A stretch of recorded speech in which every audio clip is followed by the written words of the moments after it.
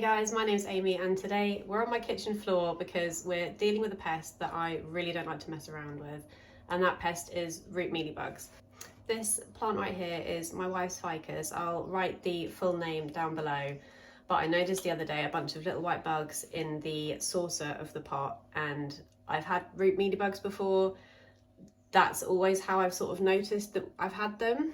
I know you can get other insects, beneficial insects that you'll see sometimes at the base of your plant pots or in your saucers, things like springtails. I know they're not springtails. Yeah, sadly I have seen these before. So today we're going to deal with that. My method for dealing with root mealybugs is to just reroot the top of the plant and get rid of everything below. So that's what we're going to do today. I've got my shears here and my rubbing alcohol, so I'm going to sanitize those. And I've got a little pot of water to pop my cuttings in. Thankfully I do know that this will root from cuttings. So yeah, that's the plan today. Really sad because I have struggled a little bit with this plant in the past and it's actually looking quite good now, but I hate dealing with root mealybugs. I have had them on plants where you can't chop and reroot before, and it is just a real messy, time-consuming process to hopefully eradicate them, and then I feel like you don't even know if you fully got rid of the problem until quite a while afterwards, and then you risk it continuing to spread around your entire collection. So let's get started. I think maybe this will be potentially beneficial for this plant, as it has gone through phases where it loses a lot of leaves and it's quite bare. It doesn't look too bad right now, but it is quite bare all the way down. So once all of these cuttings root, we'll have a really cute, full looking little plant to start over with. So I've just put rubbing alcohol on a tea towel and I'm just sanitizing my shears. I'm going to pop the lid back on because I don't want to knock that over. Let's get started. So yeah, like I said, I've had root mealybug before in the past, unfortunately, and it was essentially 90% of my collection. And I think what happened was I had a contaminated batch of soil, because I first noticed it in some new plants that I'd bought that I'd recently repotted, and I thought, oh, okay, they must have come with root mealybugs. And then I started seeing the little bugs popping up in my saucers and the bottom of my plant pots in more and more of my plant collection. If you've ever had ficus before, you know that when you cut them or if they get damaged, they release this white sap stuff that you just have to be a little bit careful with. Ficus are toxic to pets, so Piper is over in the other room there.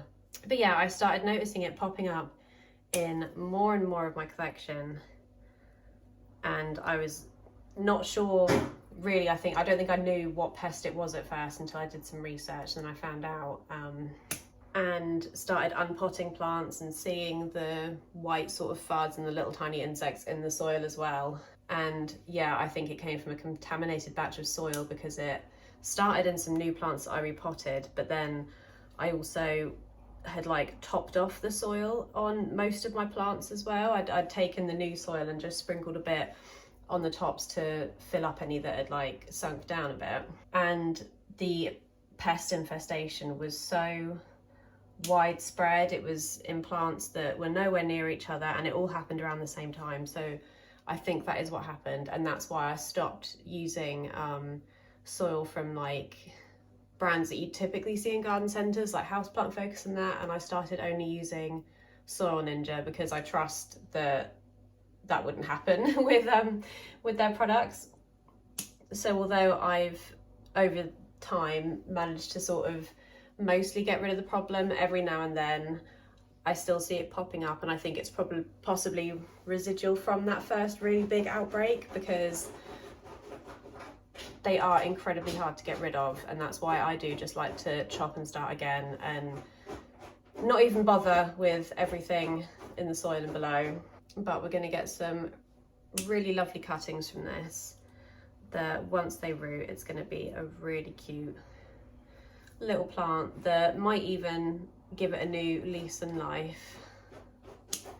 So when I had that first really bad outbreak, I did have to chop and reroot any plant that I had that I could that I could reroot from cuttings, and then all of the plants that I couldn't, I was sort of having to get rid of all the soil, wash the roots completely clean using hydrogen peroxide. I think I just went hard, and I was using like everything I had in my cupboard, neem oil, the, what's it called? I know the brand, that soap that's apparently quite good, the Castile soap, yeah, rubbing alcohol, hydrogen peroxide. I was just really going for it to try and eradicate the problem, and it just took so much time. It was so messy. It felt like it was really expensive as well. That, yeah, I really don't like to mess with root mealybugs. If you've ever had root mealies before, and you know a more effective way that's a little bit less yeah, time consuming and all that to get rid of them, please let me know. I know you can flush with like hydrogen peroxide, but again, I don't know how sort of guaranteed it is to have eradicated the problem, because there only has to be sort of like one remaining survivor and the problem will just continue. And when it's in the soil like that, you can't see what's going on and like keep as good of an eye, if that makes sense, as if something, you know, say you had just typical mealybugs on the leaves, you can see them and you can keep looking for them. And there's only so many times surely that you can flush with hydrogen peroxide, because then you must have to wait for the plant to dry out again and need watering, or you're just going to give it root rot. So that's why I just do this. I feel like this might be a bit of a case of be careful what you wish for, because I've been wanting to chop and prop this plant for years, and it's not my plant, and Chloe said she didn't want me to do that, so I didn't. But my hope was to chop it, and then all of these bare stems hopefully put out new growth, and then plant all the cuttings back in and fill it out again. So I feel like, yeah, maybe I shouldn't have wanted to do that, because now I'm having to chop the plant anyway. Chloe has obviously said it's fine for me to do today to get rid of the pest. So yeah, I'm not doing anything that she hasn't okayed. But she's had this plant for years. It was given to her by an old colleague who had it on their desk, and when they left the job, they gave it to her, so it lived at her work for a while, and then I think came home with her as well, and it's gone through losing all of its leaves and then fully regrowing again. It is quite a dramatic plant, so for someone someone who hasn't like didn't take care of plants before getting this, I'm very impressed that she managed to keep it alive and did really well with it. Even when it lost all of its leaves, she didn't bin it or anything. She just kept it, carried on looking after it, and eventually it grew back again.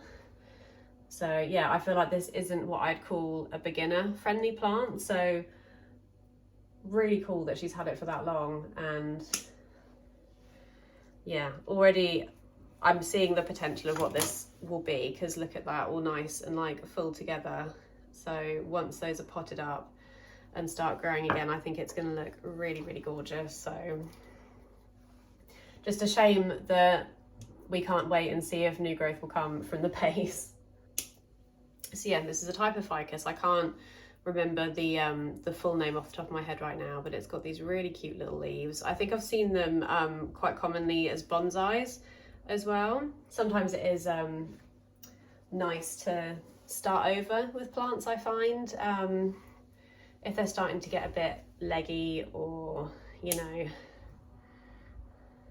not the happiest, sometimes giving them a full chop is exactly what they need. Also with root mealybugs, you have to really sanitize everything, the pots, the sources, anything it's come into contact with, because you just, yeah, don't know where they've crawled out to. Thankfully, this plant is the only plant I have on the shelf that it's on, but it is above my goldfish plant, which is one of my favourites. So I'm really hoping that they haven't managed to crawl and fall into that pot. If they have, it's not the end of the world. Again, I can chop and reroot that from start. And then the only other plant that's below that is a Peperomia cruciifolia, which again worst case, I can chop and reroot. So I think for the next few months, probably, I won't put those two plants near any other plants. I'll keep them as being the only plants on those shelves, just in case. But yeah, thankfully there wasn't anything next to this, because what they sometimes do is they'll, you know, come out the bottom, and if they're in a saucer like this, they can crawl out and look for somewhere else to go. Yeah, I'm annoyed that this has happened, but I really think this is going to look lovely once they're all potted together. It looks really sweet just in this jar, this pot to root. So some of the cuttings don't have too many leaves, but that's okay. I'm just sort of roughly taking them now. I may go back and chop them into smaller cuttings if there's branches. I don't know, we'll see. I'll see what I think would be best. Very, very cute. So yeah, I have rooted this plant before. I accidentally snapped a leaf off. I think it got caught on a toolbox lid. So I stuck it in water, and it didn't take long to root. And then once it had rooted, the growth it put out was really big. It was quite a lot bigger than, it was more like this size leaf, versus what most of the leaves on this plant have been, about that size. So maybe, yeah, maybe a chop will actually encourage bigger growth. I think as well, what I'll probably do is wash all of these leaves too, just to really make sure. There shouldn't be anything on the leaves, and I haven't seen anything, but yeah, I'd rather be safe than sorry.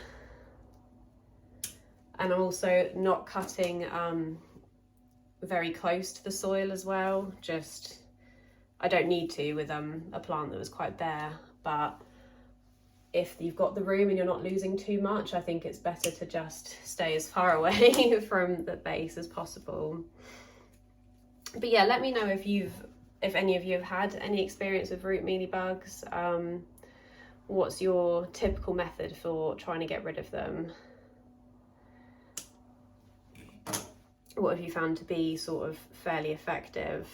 I assume as well, if they're in cover pots versus pots with saucers, that if they're not like really up close to a bunch of other plants, it's a little bit harder maybe for them to crawl up and out of the pots. But I don't know how far they're able to go.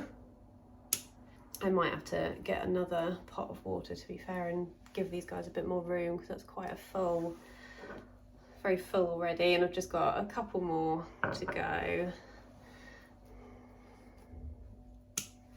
There we go, last two cuttings, and then I'm just going to put all of this, the pot and everything, just outside until I've got the time to really deal with it and properly sanitize it. There we go, that's all of those cuttings taken. I'm spilling water, but yeah, I think once those have rooted, that is going to look like a really, really sweet full pot of this lovely, really delicate ficus. So yeah, and all of this I'm just gonna put outside and deal with another day. Thank you very much for watching. I really hope you enjoyed this video. Do let me know if you've had any experience with root mealybugs, and if you have a different method for dealing with them. Yeah, thank you very much. If you'd like to find me elsewhere, I'm Amy's Greenish Thumb on Instagram and TikTok. And if you like this video, please like and subscribe, and I'll see you next time. Bye.